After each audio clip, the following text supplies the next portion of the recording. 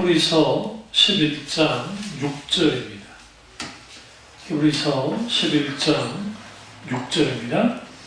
믿음이 없이는 하나님을 기쁘시게 하지 못하나니 하나님께 나아가는 자는 반드시 그가 계신 곳과 또한 그가 자기를 찾는 자들에게 상주선이심을 믿어야 할지니라. 아멘. 말씀 제목은 믿음 실존입니다. 말씀 제목은 믿음 실존입니다. 우리가 히브리서는 기록된 목적이 있습니다. 그것은 주로 핍박의 시대에 그리스도인들이 이제 믿음을 지켜야 되는데 믿음이 지키기 참 힘든 그런 시절에 그들을 위해서 쓰여진 그 말씀이 히브리서입니다. 사실 히브리서의 저자가 누군지를 모릅니다. 왜냐하면 직접 밝히지 않고 있기 때문에 그렇고요. 그래서 어떤 학자는 히브리서 저자가 사도 바울이라고 하는 사람이 있고, 또 어떤 사람은 아볼로일 것이다 라고 보는 사람이 있고, 또 심지어는 소수 의견은 하지만 디도가 쓰지 않았을까, 아니면 바나바가 쓰지 않았을까, 그런 주장을 하기도 합니다. 분명한 것은 그 고난의 시기, 고통의 시기, 그 다음에 핍박의 시기에 그들의 믿음이 아주 크게 문제가 됐다는 겁니다.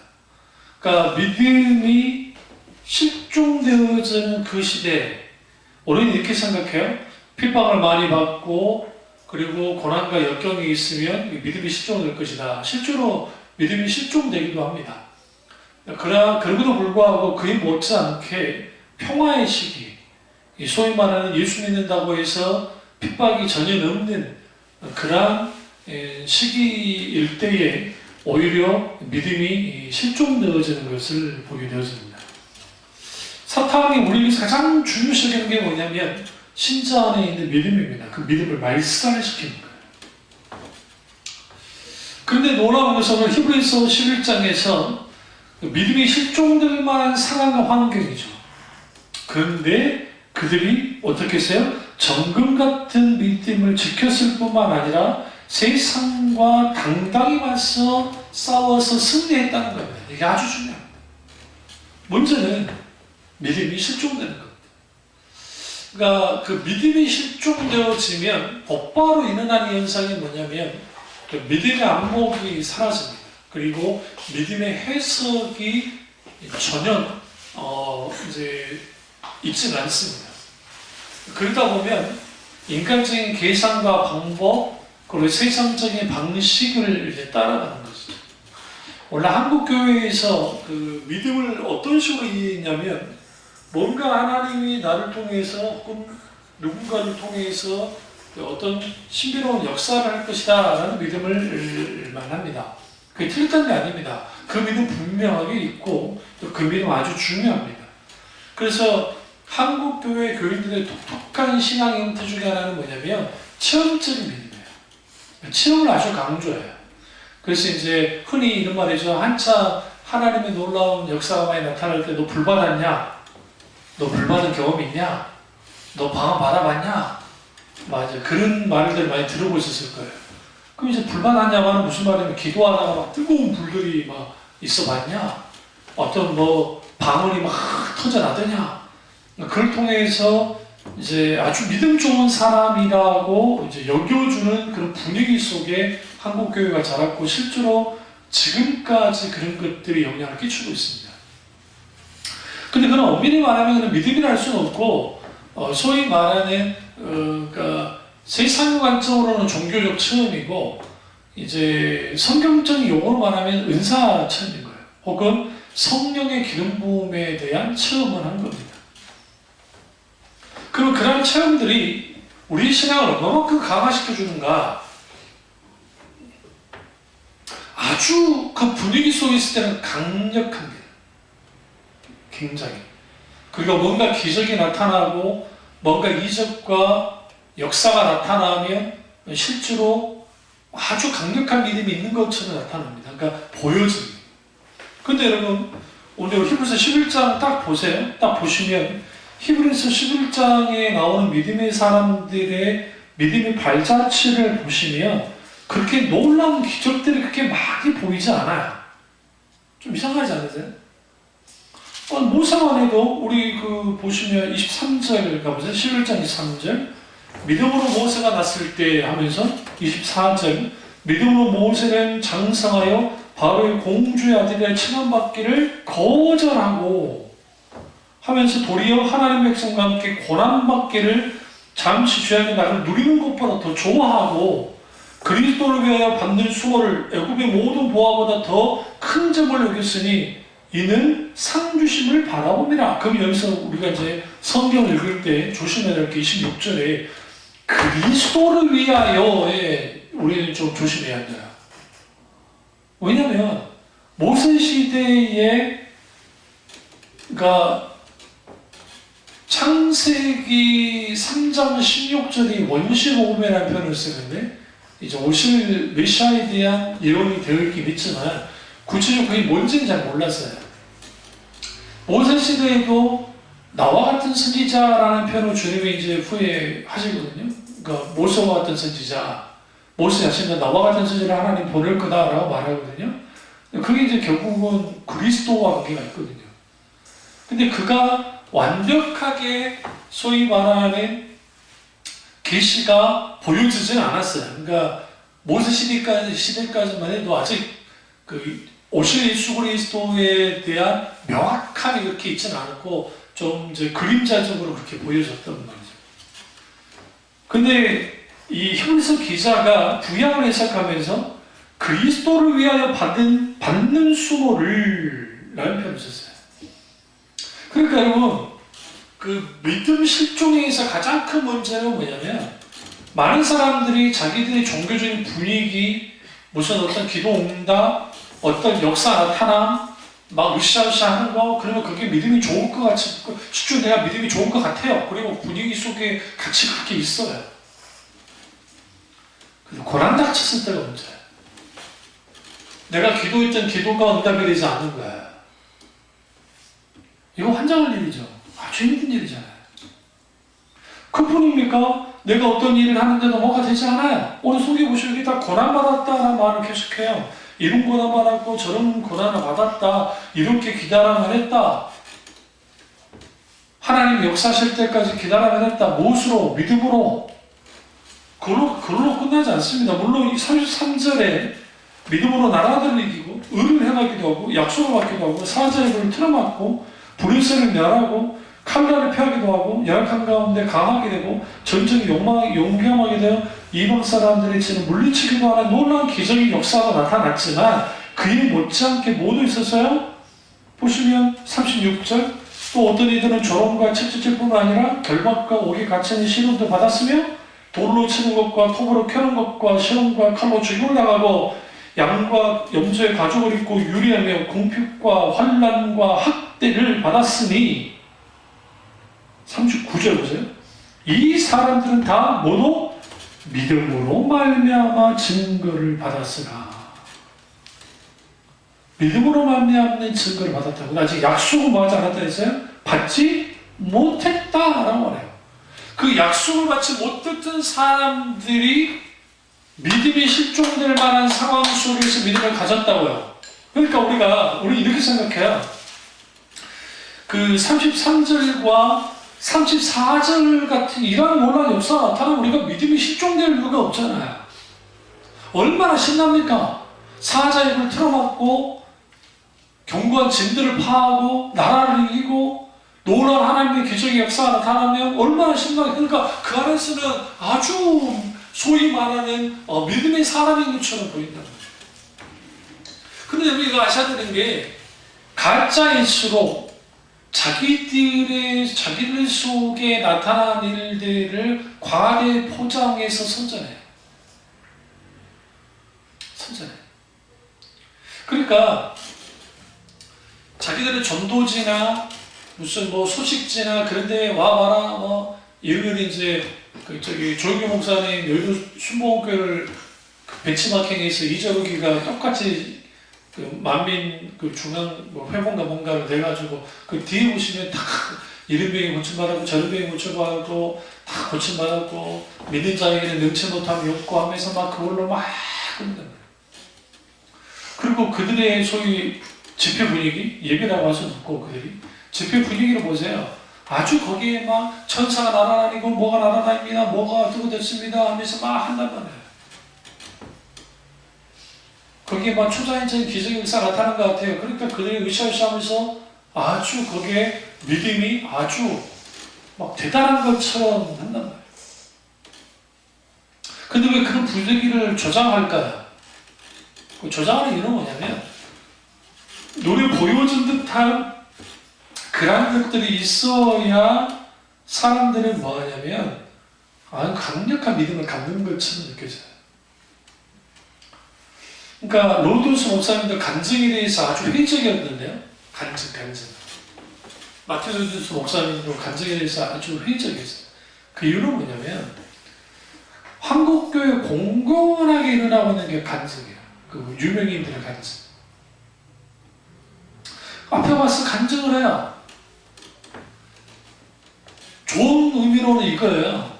신앙이 열심히 사라지고 어느덧 첫사랑을 잃어버린 사람들에게 동기부여를 내서 하나님을 잘 믿고 잘 섬기고 그렇게 하려는 목적, 그건 뭐 누가 뭐라 하겠어요. 문제는 뭐냐면 거기에 아주 큰 위험이 있다는 거예요. 어떤 위험이 있다는 거냐면 말초신경을 자극하는 그런 스토리텔링들이 나와요. 좀 어려운 말을 좀 쓰겠습니다.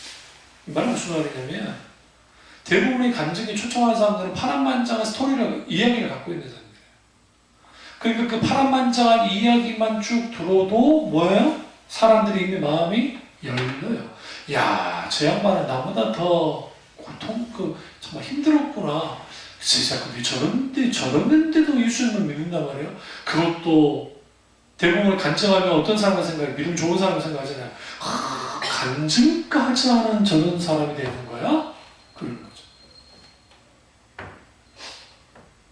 그러니까 우리가 지금 오늘 제가 다룬 건 뭐냐면 우리가 왜 믿음이 실종되어졌는가?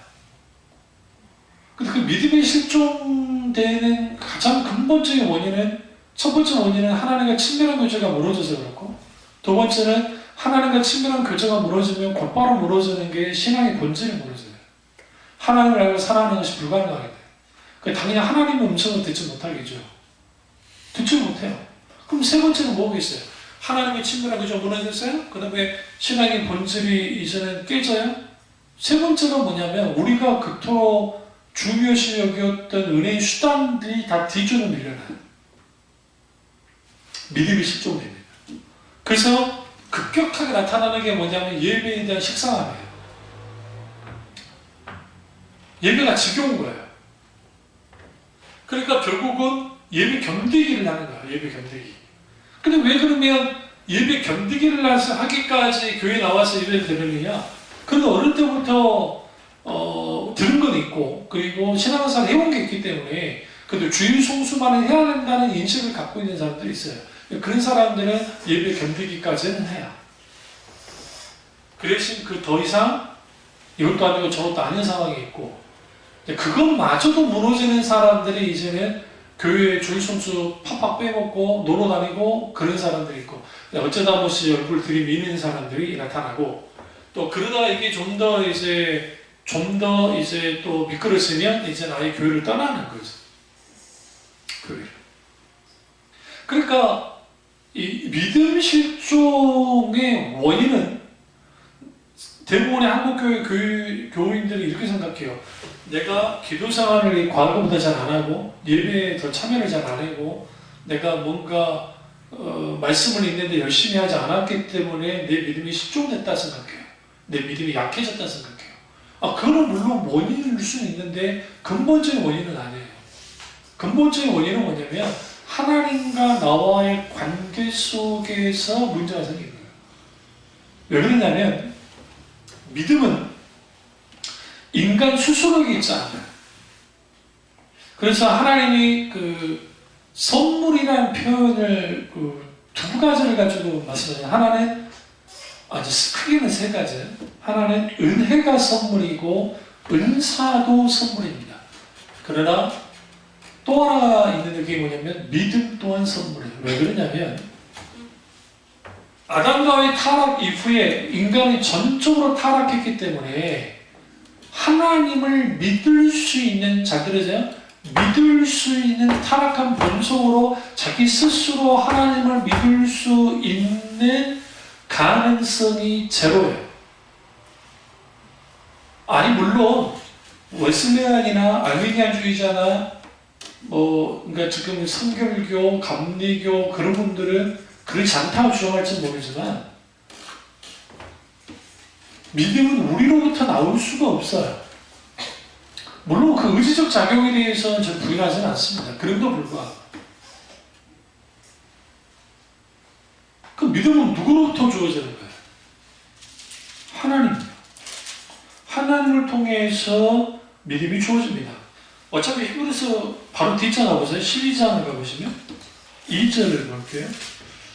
믿음의 주요 또 온전케 하신 예수를 바라보자. 여기서 믿음의 주라는 표현이 아주 중요해요. 그러니까 믿음의 주라는 표현은 여기 소유격으로 썼다는 것은 결국 믿음이 주님께 속했다는 거거든요. 주님께 속한 것이 믿음이에요. 물론 사랑도 하나님께 속한 거지만 굳이 표현하면, 그래서 믿음의 주님이시기 때문에 모든 믿음은 누구로부터 주어지느냐? 하나님께로부터 믿음이 주어져요. 그러니까 내가 잘나서 예수님을 믿은 게 아니라고요. 내가 믿고 싶다고 해서 믿어지는 게 아니에요. 하나님이 선제적인 은총, 하나님의 은혜를 부어주셔야 우리 속에 믿음이 생겨요. 그럼 이럴 때 우리는 뭘 할 수 있느냐? 믿음을 강화시키기 위해서는 분명하게 하나님의 큰 은혜가 필요해요. 그럼 우리는 아무것도 안 해야 됩니까? 그렇지는 않아요. 여기 있는 선한 의지가 발동되어야 되는데, 그게 뭐냐면 나의 믿음 없음을 하나님 앞에 인정하고 내게 믿음을 달라고 하나님 앞에 간청하고 기도해요. 이러한 것들이 우리 전생에 걸친 신앙생활하면서 일어나야 돼요. 이런 것들이. 근데 딱 대부분이 생각하는 게 뭐냐면, 내가 요즘에 그 믿음이 좀 많이 약해졌어 라고 하면 예전보다 예비 참여 안 하고, 예전보다 기도 생활 안 하고, 예전보다 뭔가 교회 봉사 안 하고, 예전보다 뭔가 안 해서 믿음이 떨어졌어 라고 생각해. 그러니까 이게 여기는 뭘 갖고 있냐면, 그들이 갖고 있는 그 개념은 뭐냐면, 이게 공덕 신앙 중에 이게 좀 더 왜곡된 형태인데, 그게 뭐냐면 그 믿음을 내가 마치 끌어올릴 수 있다고 생각하는 거예요. 그리고 그게 필요 없다는 게 아닙니다. 아주 신앙에 유익한 게 예배 잘 드리는 거, 기도하는 거, 봉사하는 거, 누가 뭐라 하겠어요? 아주 귀한 거죠. 근데 가장 먼저는 믿음이 실종될 때 가장 중요한 게 뭐냐면, 빨리 하나님과 나와의 관계를 점검하는 게 아주 중요해요. 거기로부터 시작돼야 돼요. 그러니까 덮어놓고 기도 열심히 하고, 덮어놓고 교회 나오고, 덮어놓고 열심히 기도 생활 한다고 해서 믿음이 확고하게 서는 거냐? 그렇지는 않아요. 만약 그랬다고 한다면 바리새인들은 누구만 믿음이 좋아야죠. 안 그런가요? 예수님이 죄인자들 예수님과 붙어가지고 365일 계속 설교 들었어요. 안 그랬나요? 설교 계속 들었잖아요. 예수님은 삶으로 자신의 모든 것을 보여주셨잖아요. 먹고 자고 같이 희노애락을 같이 겪었는데, 근데 그들이 믿음 없는 자라고 책망을 몇 번을 받습니까? 그 이유는 뭐냐면, 믿음이라는 것은 단순히, 그러니까 영적으로 이렇게 설교에 노출되고 하는 게 아주 귀한 게 뭐냐면, 그랬을 때 영적으로 깨어나고 좀 더 회개하고 돌이키고 더 믿음으로 나가니까 이제 아주 유익하긴 한데, 우리가 그 생활을 계속 한다고 해서 믿음이 좋은 건 아닙니다. 그러니까 믿음이 저절로 계속 생겨나고 자라나고 확고하게 서는 게 아니라고요. 뭐가 필요하느냐? 우리의 삶 속에서 매 순간순간 하나님과의 관계가 어떤 관계냐? 친밀한 관계냐? 아니면 가까이 하기 너무 먼 관계냐? 아니면 아주 그냥 원수조간 같은 그런 관계냐에 따라서 모든 것이 달라지게 됩니다. 그래서 여러분, 우리가 히브리서 11장 하면 각오할 만한 믿음의 위력을 봐요. 이런 역사, 저런 역사, 저런 거 했다. 그런데 이 히브리서 11장을 쭉 읽어보시면 무슨 어떤 기적이 어떤 뭐가 그게 초점이 아니고 믿음은 결국은 뭘 동반했던가요? 두 가지를 동반한 거예요. 하나는 시험이에요. 시험, 테스트. 또 하나는 뭐예요? 고난이에요. 결국 믿음 가운데 있을 때는 시험과 고난이 있더라. 그런데 믿음의 사람들이 이 시험을 이기고 통과하고 고난을 어떻게 해요? 하나님의 또 다른 차원의 뭐로? 은혜로 바꾸면서 그들의 믿음이 오히려 고난 속에서 자라났다. 이것이야말로 성경에서 말하는 믿음이다 라고 말하는 거예요. 바로 그 믿음이 실종된 거예요. 오늘. 그러면 그 믿음이 실종된 가장 큰 원인은 뭐냐면 첫 번째는 그 믿음 이해에 대한 오해 때문입니다. 그 믿음 이해가 좀 잘못되어 있어. 오늘날 어떻게 믿음을 이해해야 하냐면요, 이게 신념과 믿음, 성경에서 말하는 믿음이 이게 애매해요. 아주 애매하게 돼 있어요. 애매하게. 근데 한국교회 교인들이 소위 말하는 그 본용주의와 적극적 사고방식의 영향을 받다 보니까 이게 자기들의 신념의 믿음인 것처럼 착각을 많이 해요.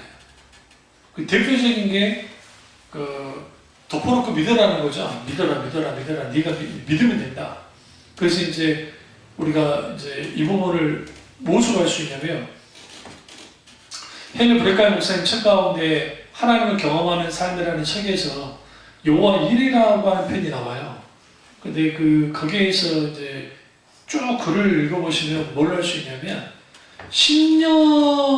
신념을 바탕으로 하는 믿음은 어떻게 그 말씀을 이해하냐면, 하나님 제게 여호와 일의 하나님이 되어주십시오.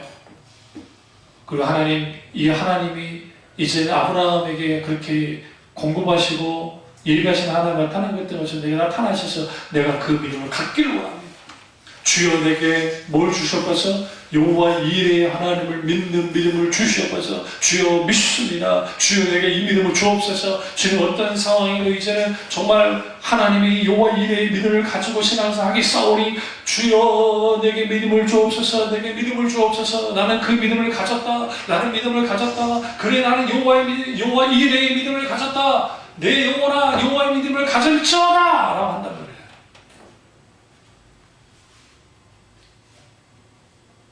이게 신념을 바탕으로 하는 믿음도 아니에요. 자기 없이. 여호와 일의 하나님을 믿음을 어떻게 믿을 수 있냐면, 하나님이 우리에게 여호와의 일의 하나님으로 나타내셨어요. 네. 그래 내가 정말 그 여호와 일의 하나님이 나의 하나님으로서 경험되어지기 원하면 우리 이렇게 기도해야 돼요. 하나님 내게 여호와 일의 하나님으로서 저기 말씀하시옵소서. 비춰주옵소서. 그리고 그분이 여호와 일의 하나님으로서 내게 그 성령의 조명으로 비추심을 통해서 그 하나님이 확신되어지는 거예요. 그리고 그것이 믿어지기 시작하는 거예요. 그게 삶에서 나타나는 거예요. 하나님이 예비하시고 하나님이 공급하시는 역사가 삶 속에서 나타나요. 그게 여호와의 일의 하나님을 경험하는 거예요. 이 이해 차이가 종이 한 장 차이인데도 불구하고 아주 큰 차이가 났습니다. 이제 물론 영어에도 faith라는 단어와 trust라는 단어가 그렇게 크게 다르진 않는데 좀 다르게 쓰여요. 한글 성경에 다 믿음이라 해버렸잖아요. 믿음으로 하나로 끝나버렸잖아요. 그런데 이제 헬라 같은 경우에도 이제 피스티스, 피스추어 하면서 이게 동사형이냐 이게 명사형이냐에 따라 좀 다르고 여러 가지 이제 단어들이 이제 따라 나오는데, 분명한 것은 뭐냐면 신념은 잘 들으세요. 소위 신념을 바탕으로 하는 믿음은 내가 믿고자 하는 부분을 자기가 상상을 해서 그것을 정말 이루어질 거라고 믿고 붙드는 거예요. 그런데 성경에서 말하는 믿음은 약속하시는 것을 믿는 거예요. 하나님이 먼저 우리에게 말씀하세요. 하나님이 먼저 우리에게 나타나 보여주세요. 그것을 붙잡는 거예요. 그걸 믿는 게 성경에서 말하는 믿음이에요. 달라요. 한쪽은 자기가 원하고 바라는 것을 믿는 것이 믿음이라고 생각한다면, 한쪽은 하나님이 우리에게 비추시는 것을 믿는 거예요. 그래서 모든 사람들은 이거 아셔야 되는 게, 하나님이 자기 자신을 비추시는 만큼 하나님을 알 수 있고, 하나님을 아는 만큼 하나님을 사랑할 수 있고, 하나님을 사랑하는 만큼 하나님을 향한 신뢰가 달라져요. 여기로부터 믿음이 달라져요. 오늘날은 왜 믿음이 실종되느냐? 믿음이 실종된 이유 중에 가장 근본적인 원인은 믿음이 뭔지 몰라요. 예수 믿고 구원받으십시오. 그럼 믿으면 된다고. 믿으면 된다고. 기독교 TV에 나오는 성경 공부 패널 개국문이 말하는 것처럼 믿으면 되겠네요. 아주 쉽게 생각해요. 믿으면 되겠네요. 믿으면 좀 믿죠 뭐. 그런 식으로 믿을 수 있다는 게 아니에요. 주님을 믿음을 하셔야 되고, 믿음을 들으면서 다음에 들으면 그리스도의 말씀으로 말미암는데, 그 하나님 말씀이 선포될 때 성령의 조명하심이 없으면, 조명을 비추시고 깨닫게 하고 알게 하시는 것이 없으면 믿음이 출발을 못해요. 시작조차 못해요. 그러니까 오늘날 이거잖아요. 평상시에는 큰 고난이 없을 때 신앙생활을 잘하다가 문제가 생기면 믿음이 아주 쓸모없어. 아무것도 쓸모없는 거예요. 이게 아주 심각한 거예요. 왜 그러느냐? 그 믿음이 가짜 믿음이니까 사실. 믿음은 뒤로 물러나지 서지 않는다. 침륜에 빠지지 않는다. 우겨싸움을 당하지 않는다고 생각합니다. 믿음에서. 결국 우리는 순간 주춤할 수 있고 순간 뒤로 물러날 수 있어요. 순간은. 그러나 다시 정신을 차리고 앞에 나가는 거. 그게 성경에서 말하는 믿음이에요. 두 번째는 왜 믿음이 이렇게 실종되느냐? 믿음이 관념화되고 화석화되니까 그렇습니다. 믿음이 관념화된다는 말은 무슨 말이냐면 생각 속에서 다 믿고 말로만 다 믿는 거예요. 이런 사람들 있죠. 아주 말만 들어보면 이 사람이 신앙을 참 잘하는 것 같아요. 말 들어보면. 근데 실제로 그들의 삶을 들여다보면 하나님과 전혀 관계없는 삶을 사는 사람들이 생각보다 많습니다. 그럼 왜 그런 일들이 벌어질까? 그 이유는 뭐냐면, 믿음이, 관념이라는 게 뭐냐면 자기 생각 속에만 있는 거예요. 실제가 되죠. 오늘 우리 한번 가까운 기독교 서점을 갔는데 내가 원하는 책들을 이제 좀 리스트를 뽑아서 줬더니 그곳에 책이 한 권도 없었대죠. 왠지 아세요? 그 책들이 일단 비싸고 또 하나는 어려워요. 그 책들은 목사님들도 잘 안 읽어요. 신학생들도 잘 안 읽는 책들이에요. 아우구스티누스의 신국론을 과거에 제가 있을 때 신국론이 있었고 살짝 좀 보긴 했었는데, 전도자 때, 신학생 때. 그런 책 하나는 절판되고 팔리지 않아요. 근데 신국론이 저에 영향을 줬던 게 뭐냐면, 아우구스티누스의 신국론이 엄청난, 그러니까 중세로 가기 직전에 유럽 기독교를 신국론이라는 책 하나가 살렸다 해도 과언이 아니에요. 그렇게 중요한데도 불구하고 사람들이 안 읽어요. 안 읽어요. 그런 책 안 읽어요. 그러니까 어떤 책이 있느냐? 아주 가벼운 책들이 있어요. 깊이 생각할 필요도 없는 책들이 읽어요. 신학 공부 나 이렇게 했다. 48,000원짜리 책이 김대중 선생님 책인데, 저는 가만히 있으면 못 산 거고, 보고 싶어도. 응? 그 돈이 내게는 크니까, 그 돈 하나 있으면 애들 뭐 하고 마니까. 근데 그런 책은 쭉 읽어본 게 좋아요. 왜 그러냐면 뼈를 깎는, 그러니까 김나초 목사님의 그 신학적인 전체적인 것들이 거기에 그 핵심적으로 나타나서 나오는 책들이에요. 그런 책들을 많이 읽습니다. 왜 그러느냐? 그러니까 믿음이 관념화되면, 잘 들으세요? 하나님도 관념화돼요. 관념화된다고 하면 뭐냐면 어떤 한 대상으로만 딱 둬요. 그리고 내 생각 속에만 있어요. 실제로 내 삶에 살아서 역사하신 하나님이 아니고 말을 걸어온 분이 아니에요. 그냥 고착되어 있는 거예요. 고착이라는 표현을 쓰기 좀 어려우시면 그냥 그 우리 불상이 그 자리에 있는 것처럼 하나님 그 자리에만 계속 있는 거예요. 그래서 교리로서 하나님을 알아요. 성경에서 지식적으로 하나님을 알아요. 그런데 성경에서 말하는 하나님을 경험하여 한 적이 없는 거예요. 성경에서 말하는 하나님을 경험하여 한 적이 없으니까 당연히 뭐겠어요? 하나님은 관념적일 수밖에 없어요. 만난 적이 없으니까. 그럼 이럴 거야? 라고 생각해요. 마치 이렇게 생각하면 돼요.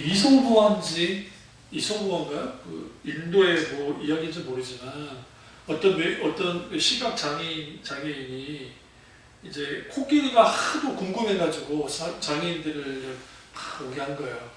그러니까 어떤 사람은 꼬리를 만지고, 어떤 사람은 귀를 만지고, 어떤 사람은 발을 만지고 막 그랬단 말이에요. 그럼 이제 사람들이 물어봤어요. 이제 당신들은 코끼리는 어떻더냐? 하고 이제 구인다 하고 이제 자기 말로 돌아가지고 코끼리란 그놈이 주 넙대대야 돼. 그 한 사람은 꼬리를 만지는데 아니요, 그 코끼리 아주 뱀처럼 길더만 코끼리. 그 또 꼬리를 만진 사람은 이거 뭔지는 모르지만 어쨌든 통나무 같이 생겨가지고 막 그러기도 하더만. 하나님을 그런 식으로 이해해요. 근데 이제 이게 제대로 이해하는 게 아니잖아요. 전체를 봐야 코끼리를 이해할 수 있는데 하나님은 그렇게 보는 거예요. 좀 더 설명해 한다면 파편적으로 보는 거예요. 파편이라는 말은 무슨 말이냐면 하나님을 그 전격적으로 이렇게 하나님을 보는 게 아니라 이럴 것이다 라고 생각하면서 하나님을 보는 거예요. 이미 자기 색안경을 끼는 거예요. 하나님이 이럴 것이다. 또 그 이면에 이런 하나님이야만 되라는 생각을 해요. 그래서 자기가 만드는 하나님 상이 있어요. 그 하나님 상을 가지고 하나님을 믿는다고 하는 거, 그게 관념적인 믿음이에요. 그게 관념적인 하나님을 이해하는 거예요. 이게 오늘날 인격체적 하나님을 말씀과 만나지 못한 사람들에게서 공통적으로 나타나는 거예요. 그러니까 그런 사람들한테 하나님 아십니까? 라고 물어보면 다 한다고 그래요. 그럼 하나님은 어떤 분입니까? 그럼 이제 이렇게 말해요. 설명하는 하나님이에요. 어떻게 설명하느냐? 이제 교리로 좀 공부를 했으면 교리 가지고 이런 하나님이고, 그다음에 성경에서 어떤 하나님이다. 근데 여기서 우리가 이제 아셔야 되는 게, 왜 하나님께서 역사가 그렇게 지났는데도 구약에서 보시면 심지어는 예수님도 아브라함과 이삭과 야곱의 하나님은 살아서 역사하는 하나님이시다 하면서요. 이게 좀 이상하지 않으세요? 그냥 이렇게 말씀하셨죠. 그냥 모세의 하나님, 다윗의 하나님. 근데 왜 족장시대에, 굳이 그 족장시대에 아브라함과 이삭과 야곱의 하나님에 대해서 말해요. 근데 거기 뒤에 가면 뭐라 그래요? 그 하나님은 살아서 역사하시는 하나님이시다. 족장들은 다 죽었잖아요. 아브라함도 죽었고, 이삭도 죽었고, 야곱도 죽었습니다. 그런데 그들이 믿고 있는 하나님은 살아서 역사하시는데 그들의 믿음은 남았다고요. 누구에게 이어졌어요? 요셉에게 이어지죠. 이후에 레위인의 아들로 태어났던 모세에게 그 믿음을 주어주고, 여호수아에게 주어주고, 그래서 쭉 내려가면 이제 사무엘, 다윗, 그리고 다윗의 믿음이 쭉 내려옵니다. 근데 원류를 쭉 올라오면 아브라함이에요. 하나님 아브라함에게 줬기 때문에. 그래서 그가 믿음의 조상이 된 겁니다. 그리고 그 믿음의 조상들이 경험하는 하나님은 어떤 하나님이에요? 갑자기 막 어떤 현장에서 막 그런 하나님이 아니에요. 그들의 인생 전반 전체에서 경험하는 하나님이에요. 이게 성경에서 말하는 하나님인 거예요. 그러니까 자기만의 하나님이 상을 만들어내잖아요. 그러면 하나님은 그럴 것이다 라고 믿어요. 근데 믿는데 자기가 원하는 하나님을 만들어놨잖아요. 그 성경, 자기들은 자기가 하나님이라고 생각하고 하나님을 믿지만 정작 그분이 성경에서 말하는 하나님이지 않을 수가 있다는 거죠. 그러면 언제 그들의 실체가 드러나느냐? 어려움이 닥쳤을 때, 혹은 우리의 믿음이 흔들려야 될 때, 그러니까 어떠한 그 상황과 환경과 아니면 잘못된 어떤 사상과 어떤 그런 것들 때문에 믿음이 흔들리게 될 때, 성경에서 말하는 믿음을 갖고 있지 않으면 급격히 흔들려요. 주로 초신자나 그 믿음이 약한 사람들이 주로 그렇습니다. 그래서 그 자칫 잘못하면 잘못된 그 교육이나, 그러니까 대학 같은 교육에 가보면 좀 이제 막 그런 것들을 공공연하게 가르치면 거기에서 흔들리는 거예요. 뿌리채까지 뽑히기도 해요. 이번에 북아일랜드에서 아일랜드인가요? 아일랜드인가? 거기에서 그 케이크 가게 하는 크리스찬 부부가 있는데 그 동성애자들이 케이크를 이제 그 해달라고 했어요. 그리고 거기다 뭐라 썼냐면 우리는 게이를 지지한다는 문구로 써달라는 걸 안 쓴 거예요. 당장한테 이걸 팔 수가 없다고. 그 사람들이 고소를 한 거예요. 그리고 이제 고소를 하고 이 사람 아예 장사를 못하게 만들려고 이제 한 거죠. 그럼 막 이제 이게 유죄 판결을 났다가 뭐 이제 이거 무죄 판결 났다가 하다가 이제 대법원까지 갔는데 무죄 판결이 났어요. 영국은 동성애가 합법화 됐지만 그게 아니거든요. 그때 왜 그러느냐? 그대로 믿고 있는 신앙이 그걸 받아들일 수 없기 때문에 안 파는 거예요. 그러니까 그 인격자신 하나님을 믿고 그 하나님이 누군지를 알게 되어지면 마땅히 우리가 삶을 살아갈 때 그 삶의 현장 속에서 경험하는 하나님이 있는 것은 당연한 거예요. 이게 교회에 와가지고 무슨 막 신령한 경험만 하는 게 아니라 뭐 그런 역사가 나타나기도 하지만 내 삶 속에서 깊이 개입하시고 역사하는 하나님. 우리는 알지 못하지만 하나님 우리의 삶 속에서 그렇게 역사하죠. 그 보라는 듯이 하나님은 하나님의 일들을 이루어요. 그리고 뭘 주님이 남겨두시냐면 하나님이 역사하신 흔적을 보게 만들어요. 그걸 보게 될 때 우리의 믿음이 뭐하느냐? 반응하는 거예요. 아, 하나님 이렇게 하셨지. 맞아. 그래서 여호수아가 요단강을 건널 때 12돌을 취해서 영적인 기념비를 세우게 했던 이유가 그거예요. 너희가 이제 가나안 땅에 정착하더라도 이집트로부터 광야까지 인도하셨던 그 하나님을 기억하는 거예요. 그 흔적을 기억해라. 그걸 통해서 우리는 뭐 해야 된다? 믿음에 대한 삶을 살아야 된다. 우리는 항상 하나님 중심의 삶을 살 때 믿음에 대한 삶을 통해서 마땅히 우리는 믿음의 사람으로서 살아가자. 그게 영적 기념비를 세우는 가장 큰 목적이에요. 근데 뭐 어쩔 때 그러면 믿음이 관념화되고 화석화되어지느냐? 그거는 이거는 첫 번째 작은 원인, 그러니까 큰 이제 첫 번째 원인은 뭐냐면 집에서 떠나는 거예요.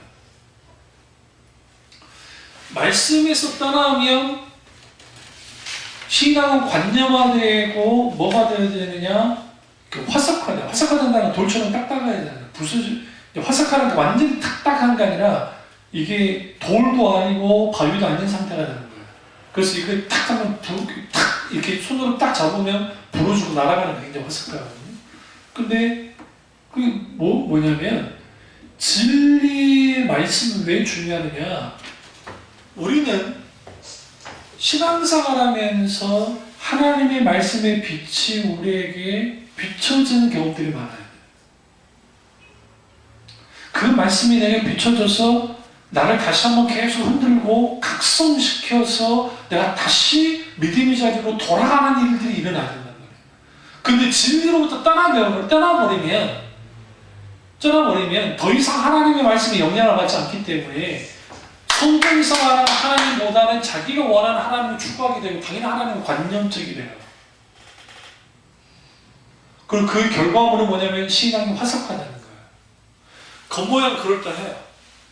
예전에 그 우리나라 예능 프로그램에 90년도 중후반인가 어디 그 고비 사막인가 어딘가를 갔는데 거기에 그 미라들이 거기에 있었거든요. 그 지하에 땅을 파니까 미라들이 있어요. 그게 흔한 거라 그 나라에서는 또 못 사는 나라라고 관리도 안 하지만 그냥 그대로 보존했는데 우리나라 그 유명한 테넌트 하나가 거기 이제 탐험한다고 갔다가 그걸 막 만지고 막 그랬던 거예요. 그러니까 이제 네티즌들이 난리가 났어요.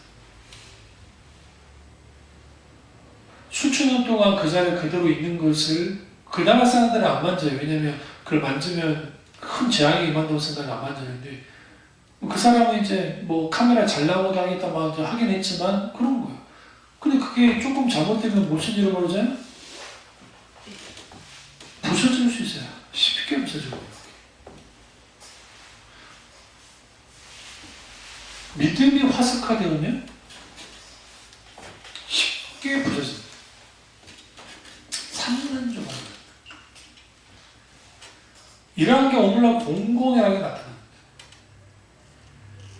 그러면 말씀의 진리로부터 떠났다 했는데 그 진리로부터 떠나는 게 그럼 어떤 현상을 가져다 주냐면 설교 말씀의 약화예요. 그러니까 과거에 있는 설교가 아주 중요했어요. 목사님은 목회할 때 설교 잘하면 대부분이 목회는 성공한다는 생각이 들어요. 성공이라는 표현 좀 웃긴 거지만 그러니까 설교가 아주 중요했어요. 오늘날은 설교보다 더 중요한 것은 그 목사의 그 쇼맨십이에요. 그리고 경영적인 능력, 어떻게 교회를 잘 끌어가는가 그런 것들. 그러니까 그 쇼맨십과 그런 것들을 통해서 교회가 될 수 있다고 생각하는 거예요. 왜 그러냐면 이제는 시스템을 갖췄고 이쪽장도 있고 다 있기 때문에 이런 말하면 좀 그렇지만 하나님 하실 일이 없어 이제.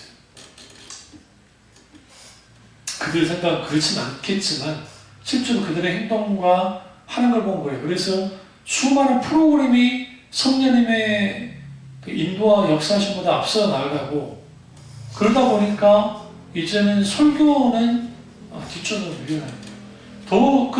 이렇게 된 그 원인은 뭐냐면 설교자는 우리 목사들의 책임이에요. 우리 선배 목사들의 책임은 우리의 책임이에요. 왜? 설교를 어떤 식으로 했느냐? 소위 말하는 사람들이 듣고자 하는 설교, 소위 감동 준다고 하는 설교를 계속 앵무새처럼 뭐 했어요? 계속 한 거예요. 거기에 길들여진 거예요. 30년 길들여지고 40년 길들여졌어요. 그런 사람들이 진리의 말씀을 신앙의 본질에 대한 설교가 그들에게 탁 다가왔을 때 안 다가와요. 왜 이리 지루해? 여목사님 설교 듣다가 빵 터졌는데 어떤 부모가 젊은 부모인 것 같더라고요. 교회를 방문해서. 응? 이제 목사님, 거기 광고 길잖아요. 광고에 길고 하고 이제 목사님의 설교를 딱 들어가고 한 5분 단 돼서 옆에 있는 부인이 남편 옆구리를 찌르대요. 가자. 그 일어나 가대. 우리 교인들은 안 그럴 텐데. 나한테 하도 당해가지고. 그걸 보면서도 씁쓸하죠, 목사님은.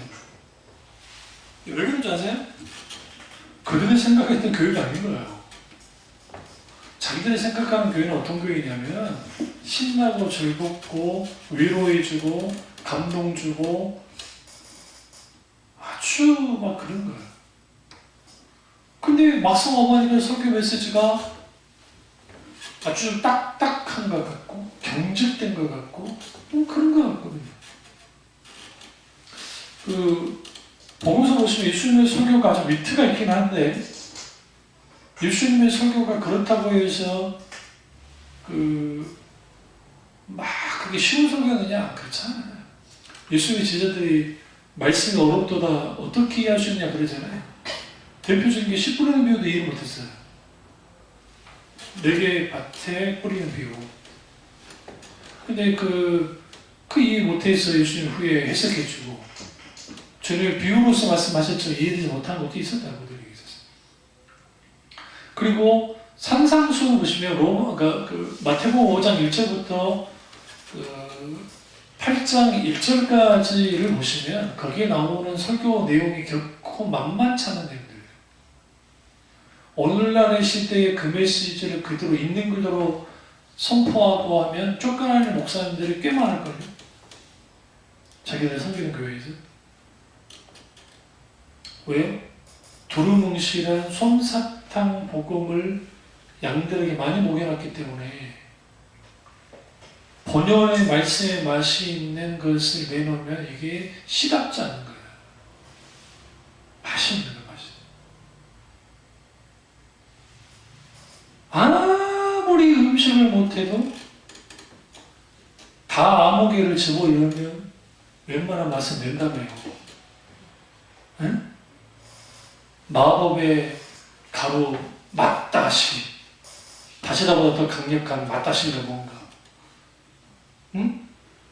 그런 거 뭐 그런데 인스턴트에 길들여진 사람들이 아주 담백하고 아주 건강한 맛을 내는 음식을 먹었을 때 그 맛을 몰라요. 맛없게 느껴지죠.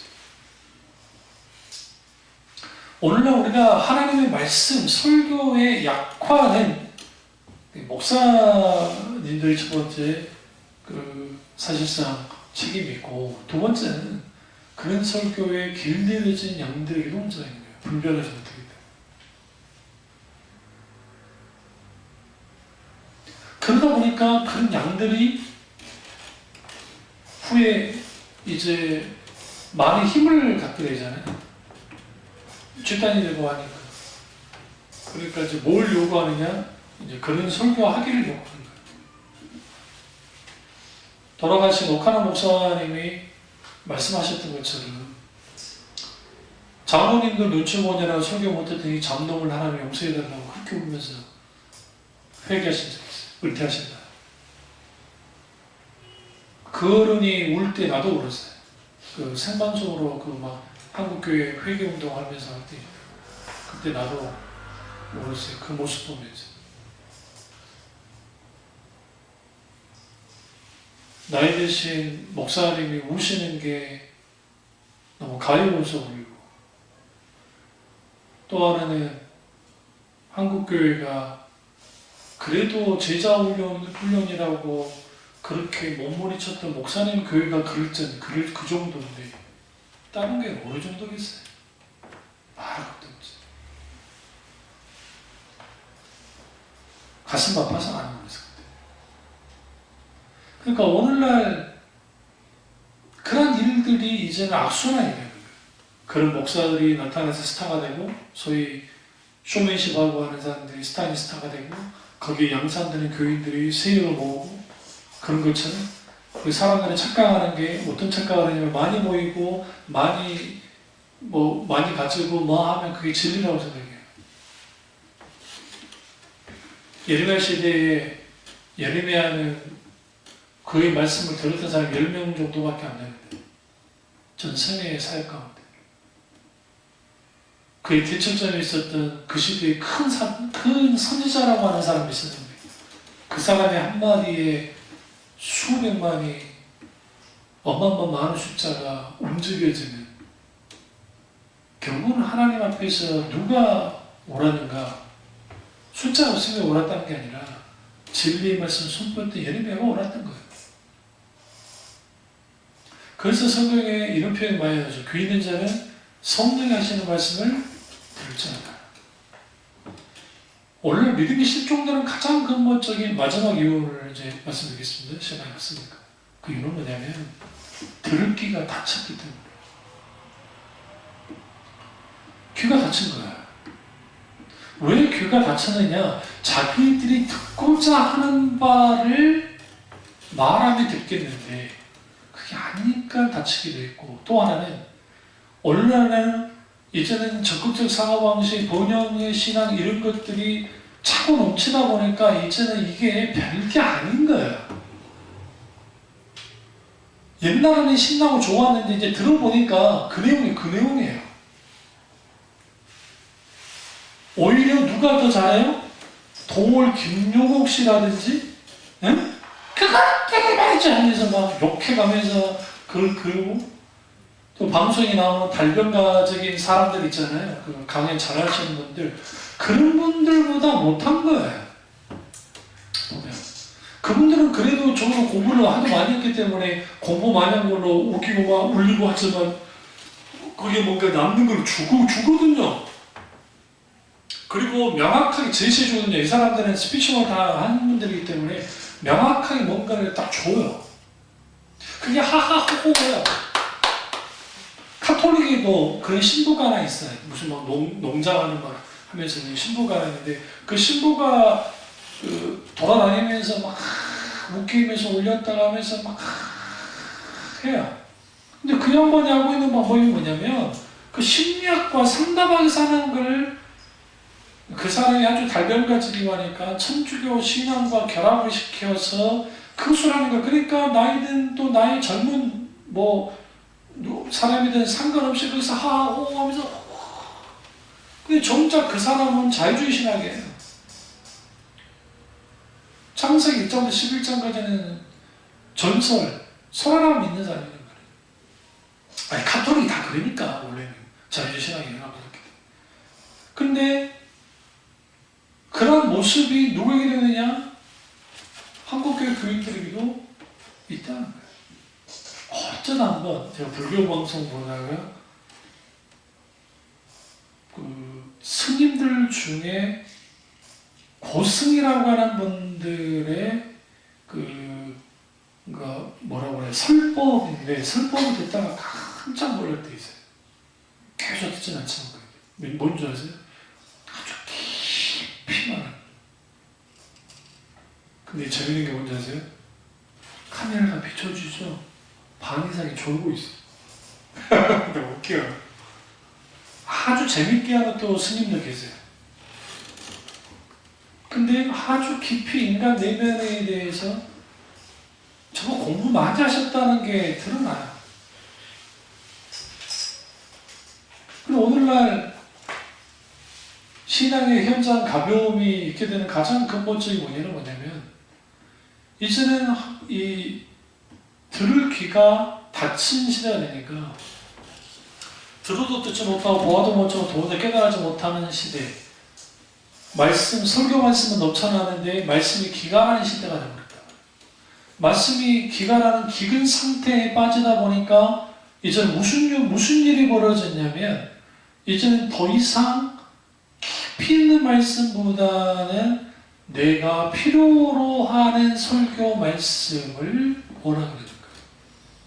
그리고 그들이 원하는 것은 이거예요. 한국교회만 유독 있는 게 저도 그런 설교를 벗어나시는데 못 벗어나는 이유가 여러분이 거기에 인이 박혔는데 첫째, 둘째, 셋째, 넷째. 넷째까지 가면 안 돼. 한국 사람은 셋째까지는 가요. 잘 기억해 주죠. 응? 아까 그런 소리가 무조건 틀렸다는 건 아닌데 이게 초등학생들에게 할 만한 정도인 거예요. 쭉 설교를 나열하면서 그러니까 쭉 가면서 거기에서 진리의 말씀을 들을 수 있는 귀들이 안 열려 있는 거예요. 예수님은 이제 첫 번째 이거고 두 번째 이거고 세 번째 이거고 그러던가요? 그 뭐냐? 양들의 영적인 수준이 과거보다 나아졌느냐? 그렇지는 않아요. 학력 수준은 나아졌는데 영적 수준은 오히려 더 못할 거예요. 왜 그러냐면 과거에는 그래도 더 말씀을 사랑했고 설교 말씀을 더 사랑했고 더 기도도 많이 했고 더 멀기를 힘썼고 더 말씀 가운데서 사람 몸부림쳤으니까. 그러다 보니까 결과는 뭐예요? 믿음의 실종. 믿음이 실종되니까 이제는 어떻게 되어지냐면 그 실상으로서의 믿음이 사라지는 거예요. 믿음은 바라는 데 실상에 보지 못하는 증거라고 하잖아요. 이 실상으로서의 믿음이 사라져요. 그리고 증거로서의 믿음 또한 사라져요. 그러니까 현실과 믿음 사이에서 우리는 좀 사투리 좀 써볼게요. 낑겨 사는데 그 사이에서 사는데 믿음과 현실이라는 사이 속에서 그러니까 사람들이 뭘 원하냐면 아주 현실적이고 실용적인 설교를 요구하는 거예요. 그래서 자기들의 삶 속에서 막 하는 것들을 1, 2, 3, 4 이렇게 살면 되고 저렇게 살면 되고 이렇게 하면 복 받고 저렇게 하면 문제 해결하고 소위 말하는 신앙의 매뉴얼, 신앙의 공식화를 만들어냈단 말이에요. 자기들만에. 그래놓고 자기들이 이런 걸 통해서 이렇게 복 받았습니다는 것을 이렇게 놀라운 문제를 해결했다는 것을 간증이라는 형태로 어떤 형태로 막 드러냅니다. 그럼 사람들이 그를 맹목적으로 따라가는 사람들이 많고 그러다 보니까 거기에서 뭐가 되냐면 아주 깊이 진리의 말씀을 자각하고 인격되신 하나님과의 친밀한 교제 속에서 주어지는 하나님의 우중과 뜻과 계획과 목적과 섭리에 대한 깊은 이해가 없는 사람들이 되는 거예요. 이런 사람들이 많다 보니까 사탄이 아주 기독교인들을 우습게 여기는 거예요. 이런 교인들이 양산되기를 원하는 거예요. 왜? 어차피 자기 밥이기 때문에. 믿음 실종 시기 볼 일이 아닙니다. 아주 깊이 좀 묵상하고 다음 주에 이어서 믿음의 실종 벗어나기가 어떻게 벗어날 수 있는지를 나누도록 하겠습니다. 기도하겠습니다. 기도할 때 오늘 이 말씀이 나의 말씀이자 우리 말씀 되게